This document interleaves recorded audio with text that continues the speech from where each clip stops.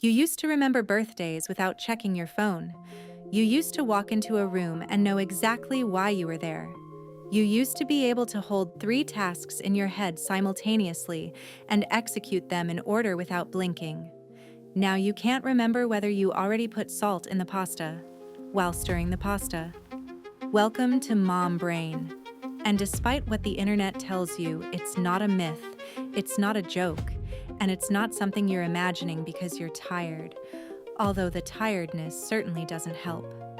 Mom Brain is a measurable, scannable, neurologically real phenomenon, and the reason it happens will completely change how you think about your own intelligence. Let's start with what the scans actually show. A 2016 landmark study from the Universitat Autònoma de Barcelona, the same team we discussed in our previous video about gray matter changes, found that pregnancy reduces gray matter volume in regions of the brain associated with working memory and executive function. These reductions are visible on MRI scans and they persist for at least 2 years postpartum. But here's the part that researchers initially found puzzling. The women who showed the greatest gray matter reductions didn't score lowest on cognitive tests.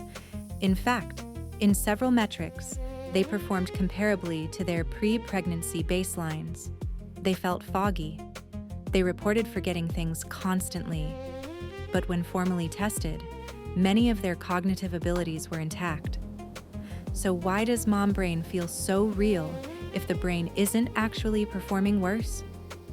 A 2018 meta-analysis published in the Medical Journal of Australia offered a compelling answer. After analyzing 20 studies involving over 700 women, the researchers found that pregnancy primarily affects a very specific type of memory, prospective memory, the ability to remember to do something in the future. I need to call the doctor at 2. I should pick up milk on the way home. I told my friend I'd text her back. This is the type of forgetting that defines mom brain, not the inability to recall information, but the inability to hold future intentions in mind while doing something else. You don't forget what milk is. You forget that you intended to buy it. And this specific impairment makes perfect neurological sense. Prospective memory requires the prefrontal cortex to hold a note to self in the background while you focus on other tasks. It's a multitasking function, and during pregnancy, the prefrontal cortex is being actively remodeled, pruned, reorganized, and repurposed for caregiving-related functions. Think of it like this. Your brain is a computer running a massive system update. The update is critical. It's installing the entire operating system for motherhood. But while it's installing, the programs you're used to running in the background, the mental sticky notes, the to-do list, the don't forget reminders, keep crashing. Not because they've been deleted, but because the processor is otherwise occupied.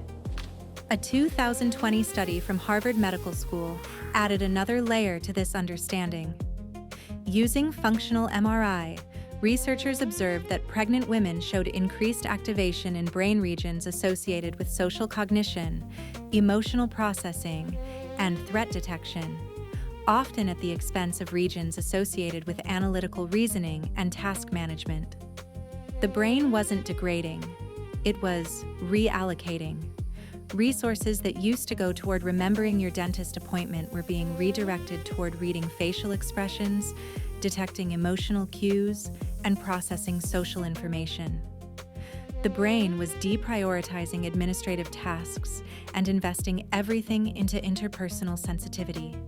This explains something that many new mothers notice but rarely discuss. During pregnancy and early postparthood, they feel simultaneously stupider and more perceptive. They can't remember where they parked the car, but they can tell from across the room that their friend is upset even when she's smiling. They miss meetings, but they catch micro-expressions in their baby's face that no one else notices. The brain hasn't gotten worse. It's gotten differently good. And there's evolutionary logic behind this trade-off. For hundreds of thousands of years, a new mother's survival and her infant's survival depended not on remembering appointments, but on reading threats, detecting predators, understanding the emotional states of the people around her, knowing whether the other adults in her group were safe, hostile, or indifferent. Dr. Craig Kinsley at the University of Richmond, who has spent decades studying the maternal brain in mammals, puts it simply: the maternal brain is an optimized brain. What we see isn't cognitive decline, it's cognitive reallocation towards species-critical tasks.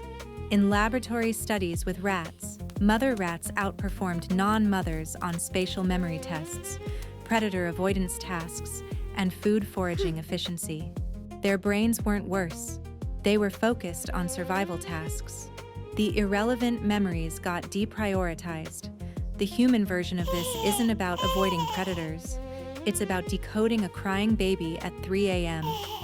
It's about sensing that your toddler is too quiet. It's about the instinct that says something is wrong 2 seconds before the pediatrician confirms it. Mom brain doesn't make you stupid. It makes you specialized. Now, does it get better? Yes, mostly.